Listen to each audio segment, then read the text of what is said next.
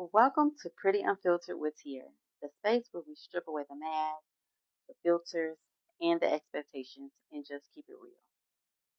Today's episode is a little different. I'm turning the mic on myself. No guests, no presents, just me, my story, and my truth. I'm sitting in the hot seat to talk about my book, The Veil of Deception, A New Muslim's Journey. This isn't just another interview. It's a moment of reflection. It's revisiting the pain that I went through, the lessons, and the power that came with writing my truth out loud. Because sometimes the hardest stories are the ones to tell. It's the ones that heal us, right? So get comfortable, grab your tea, and let's get into it. Raw, real, and unapologetic. This is Pretty Unfiltered with here. We all know that telling your story is not easy.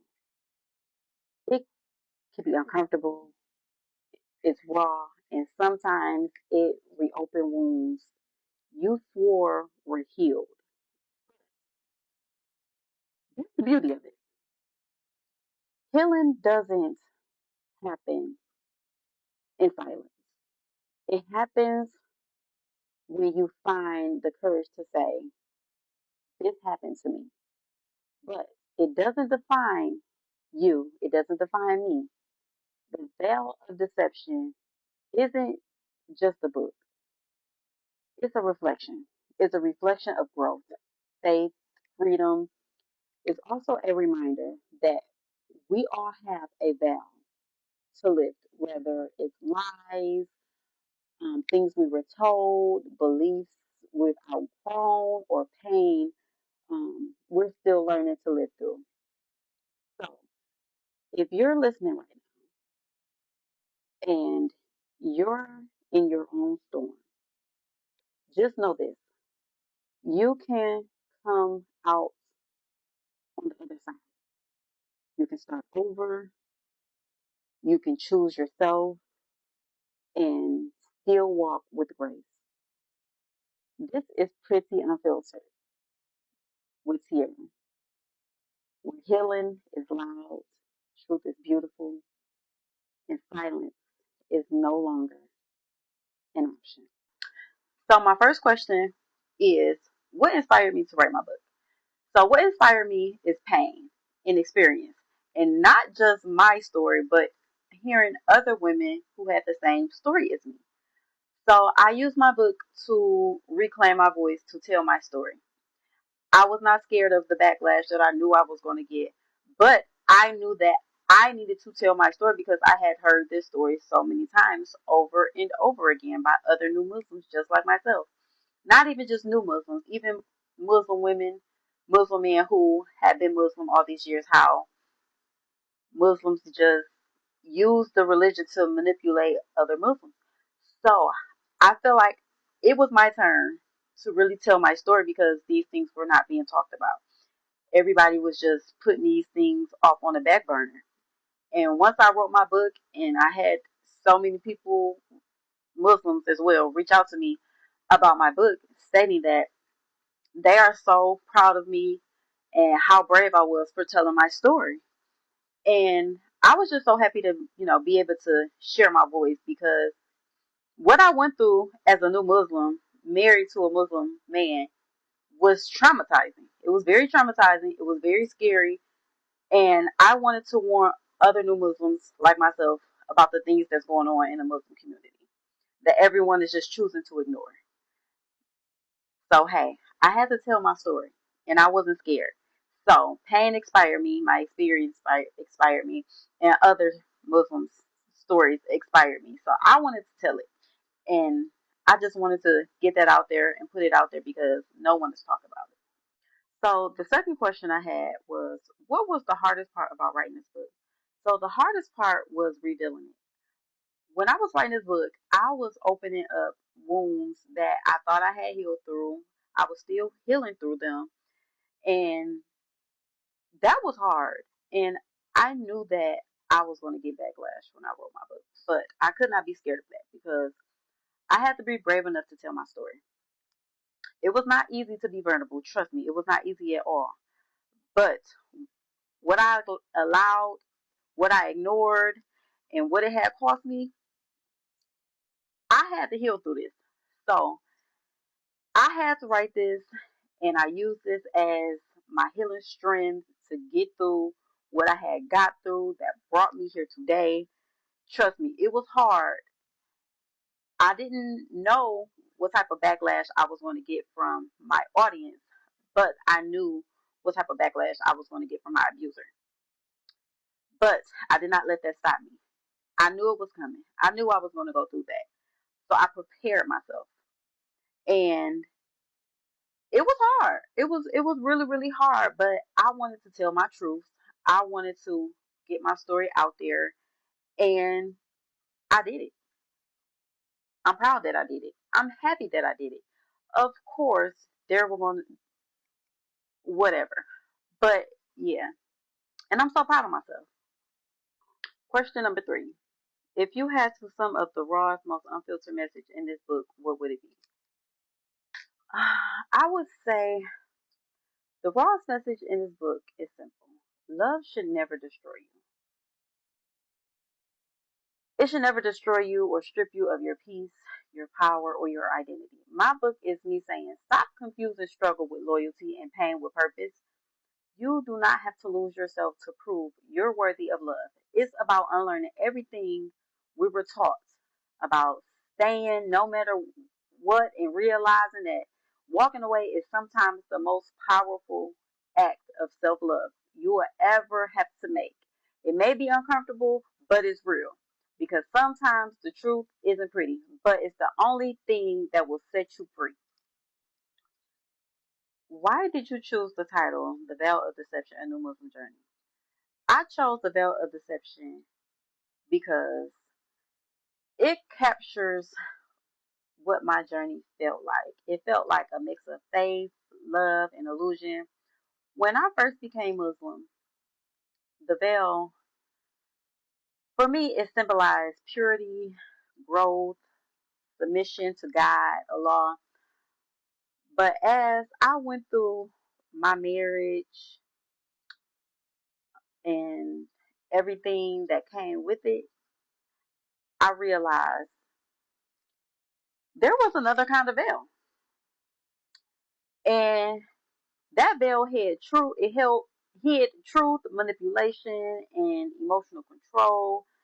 So my book title represents the layers I had to peel back, not just as a new Muslim woman, um, trying to do things the right way, but as as a woman who had to learn that not everyone who uses faith is led by it. Um, it's a story about just awakening, about seeing the past, what you were told, what you believed, and what someone wanted you to believe. So the veil isn't just about religion. It's not at all. It's not at all. Um, it's about the illusions people hide behind, um, the strength that it takes to finally see through everything, to see clearly. The veil of deception is more than my story, honestly. Um, it's just a message to every woman who's ever trusted the wrong person in the name of love, um, and actually found the courage to lift the veil and face the truth. So, just simple as that. Clear as day. So, my next question is, who do you think needs this book the most? So, I think this book is for women who question her worth because of how someone treated her, the ones who loved deeply and prayed harder and still end up broken. This is for the women who smile in public but cry in silence, the one who's trying to heal while still holding on to everything and trying to hold everything together, who's tired of pretending that she's okay and she's still learning how to breathe again. Like, I wrote this for the ones who feel unseen, unheard, and misunderstood, especially those who thought being a good woman and making sacrifices to be with someone who never chose them. This book is your reminder. not just yours, but mine as well, to always choose you. And choosing you don't make you weak, bitter, or broken. It actually makes you free. And this is also for the new um, individuals who is questioning or maybe want to become Muslim, and they need some things maybe to, maybe to see some red flags or know some red flags or what to look out for when trying to choose Muslim spouse. Because this ain't just about men. This is also about women as well. I have also heard stories about women who manipulate the religion as well and try to manipulate men in the religion as well. So that's who this book is for, and that's who needs this book. So, yeah. My next question is, how did your faith play a role in your decision to leave? At first, I ain't gonna lie, I felt trapped because I wanted to be such a good Muslim wife. I thought patience meant pain and that submission meant silence. But when I left, my faith took a hit. Like, I ain't gonna lie, I started to question everything. Islam, Muslim men, even my own worth as a believer. It was scary because I didn't just lose a husband or a marriage. I pretty much lost my sense of spirituality safety. Um, but I'm learning that that faith isn't supposed to break you. It's supposed to rebuild you. So I still try to hold my faith in a religion, even just staying in contact with the Muslim sisters that I did build relationships with. What was the final moment that made you say, I'm done? It was the day that he actually put his hands on me. That man literally put his hands around my neck and my mouth, slammed me to a wall, slammed me to the floor. Now, remind you, this is a 260-pound man. I'm only 120, 130 pounds. So I had already tolerated the manipulation, the control, the lies, and everything. So after that moment, that actual physical moment, because it was always the little things that trickle down to that very big moment. It was maybe little things where he may uh, grab me up or shoot, even one time. I really do go into more depth in my book about the events, but even the one time where I was 7 months pregnant and he threw me over the couch. It was moments like that where it just constantly trickled up to the very final event where he actually put his hands on me. And that was it for me. That moment replayed in my mind over and over and over again. Like, I was traumatized. And I knew I couldn't go back. There was no going back after that because I knew if I go back, things were only going to continue to get worse because that's how it goes. It's always the little things. It constantly trickles and it's like that ripple effect. Um, so it was like at that moment when that physical abuse actually came and I left with bruises and scars, I knew I was done. It was no going back. I had already tolerated the verbal abuse throughout the whole marriage, the control, like I said, the manipulation. So it was like, that's where I drew the line. It was like, I cannot go back. I cannot continue to allow my kids to see a situation like this because it happened in front of the kids over and over again. It's not like he ever cared. Abuser never cares, except when there's an actual witness, because these events never happen when someone was actually around. It always happened in our home where no one was there to witness, or it was pretty much my word against his. But luckily for me, I always kept um I kept as much evidence as I could, whether it was the videos from our homes um cameras, or it was maybe the text messages, or I even sometimes had like voice memos where I recorded certain situations and certain conversations where I actually had evidence to be able to prove and show that if it ever came to a day that we had to go to court or it was something that happened, I had the evidence. So yeah, that that last physical abuse, I left. I was done. I couldn't take it no more, and that was that. And that's where I drew the line. Looking back, what do you really think you were searching for in that marriage? I ain't gonna lie. I was searching for love wrapped in dating. I was looking for something pure and godly, but what I found was someone who was using religion as a weapon and control. I wanted a connection. I wanted peace, but instead I got chaos disguised as leadership. I had to unlearn what I thought love and faith looked like, and it was not easy. It was not easy at all. What were the biggest warning signs that things weren't right in your marriage? Um, the warning signs for me, it was the lies. It was him not offering his daily prayers that showed a red flag. I was always catching him up on lies. He would say things, but his reality showed something different. It was the way he handled situations, how he communicated, even the way how he co-parented. It was all rooted in control and manipulation. Then it came to disrespect. It was the verbal abuse. It was the constant criticism, and eventually women messaging me about him. It was living in a storm that it just seemed like it never calmed down, and it only got worse. Over the years, it only got worse. It never got better. It may have been like an up and down roller coaster. Maybe one day it seemed like everything was okay. It was like, nah, maybe we're moving in the right direction, but then it go right back to it once again. It was like it was just never ending, and it only got worse over the years. How did you begin to rebuild yourself after walking away? Whew, that part wasn't easy. I had to face myself. I had to face myself first, okay? The pain, the guilt, the anger. I had to stop blaming myself for the way he treated me. I started journaling. I started praying differently, um, talking to God, Allah. Like, I was talking to a friend. Healing wasn't pretty, but I had to do it. It was definitely necessary. And the more I poured love into myself, the more I realized empty, how empty he really was. And for me, that started my healing, just as well as writing my book and telling my story. Um, so yeah, that's how I began to rebuild myself. I started back doing the things that I love to do. I started pouring more into myself, being a little selfish, um, and just working on me.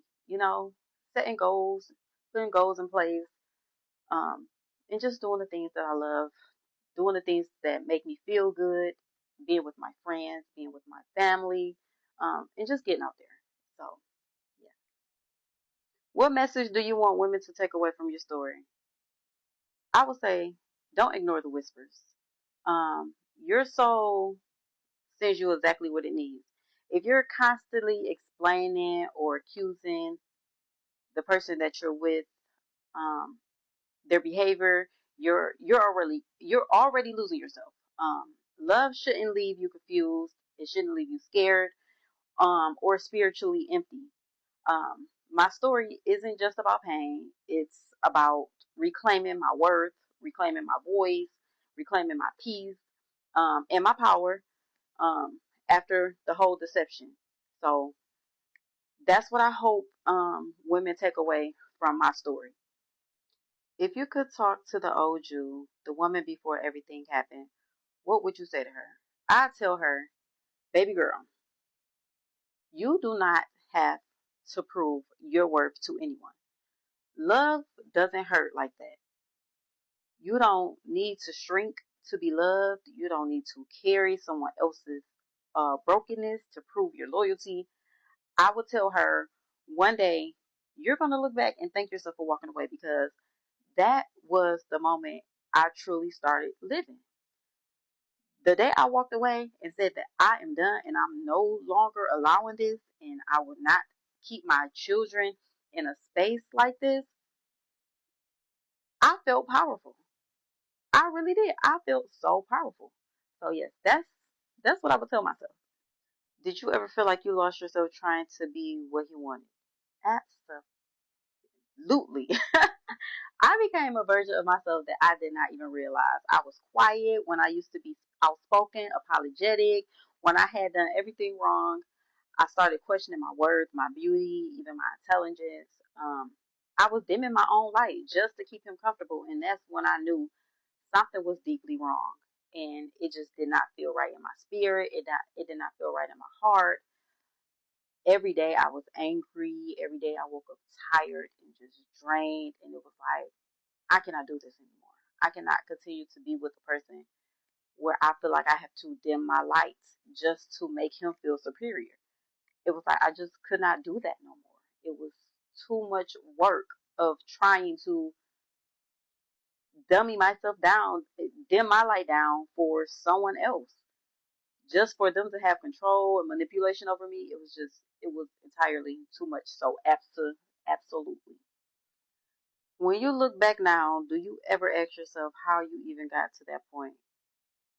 Yes, sometimes I sit and I replay um, the beginning in my head, and I'm like, girl, how did you even end up here? It started off looking so perfect. It felt real. The dean, the charm, the promises. Um, he said all the right things. But looking back, I realized I wanted to believe him. I wanted to believe him so bad that I ignored everything.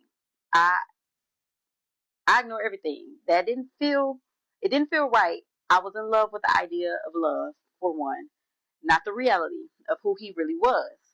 Um, so yeah, when I look back, yes, I do ask myself. I do ask myself, how did I get to this point? How did I get here? And I wish I did not ignore that. But sometimes when you are in love, that's what you do. But never again. I'm getting too old for that. Nah, never again. What did writing this book teach you about yourself? Writing my book taught me that I'm stronger than I have ever gave credit to myself. Okay? It literally forced me to look at my past, not with shame, but with compassion. Like, I really had to look at my past with compassion. Every chapter reminded me that survival is not for the weak. Survival is not weakness, it's power. It's wrapped in pain. I learned that healing doesn't mean forgetting it. It actually means facing what broke you and how I chose to rebuild right in my truth. It taught me that my voice has value, that my voice has power, that even the parts of my story that once made me feel small could actually help someone else stand taller. So with that being said, it showed me that closure doesn't always come from the person that hurt you. Um, Sometimes it comes from just telling your story. So with that being said, my book was my healing emotion. It reminded me that I could be both soft and strong, broken and whole all at the same time. So that's what writing my book taught me. So the next question is, what can readers expect from you next? So next, my readers can expect even more truth, more healing, more transparency, but on a deeper level, the veil of deception was about exposure and awakening. So my next project is all about rebuilding. So I have come out with my next book, Healing After the Predator. It dives into what comes after survival, the messy spiritual, emotional process of finding yourself again after the dust settles. So it's about learning to love without fear, trusting yourself again, and rebuilding your faith when it's been shaken up. So beyond that, my podcast, Pretty Unfiltered with Tiara, is where I'll keep the conversations going about real talk with relationships, womanhood, faith, and unlearning what comes with healing. So what's next is more truth, more purpose, more healing. Not just for me, but for every woman who's walking this journey too. Walking away wasn't just about leaving a man. It was about leaving behind everything I was taught to believe about love, about faith, and my worth. Unlearning what they taught us means choosing yourself, even when it hurts, even when it's lonely, even when the world tells you to stay quiet. If my story touched you, if you saw pieces of yourself in my journey, I want you to know you are not alone. I wrote The Veil of Deception straight from my heart for every woman who's ever prayed for love and ended up fighting for peace? You can grab a copy of The Veil of Deception, A New Muslim Journey on Amazon or Barnes & Noble right now. Go read it, go share it, and let it remind you that pain has purpose. And guess what? Your power is healing. Your healing is power. And don't forget to subscribe to my YouTube channel and follow Pretty Unfiltered so you don't miss the next episode, because I'm just getting started. And trust me, it's going to only get realer from here. Until next time, stay pretty, stay unfiltered, and never apologize for choosing peace over pain. I love y'all. Bye. It's giving boss beach. It's giving boss beach. It's giving bad bitch. Never ever play me like I'm ass. Never bring a nigga over where I lay my head. Lady in the streets, put a big hoe in the bed. Don't make me say it.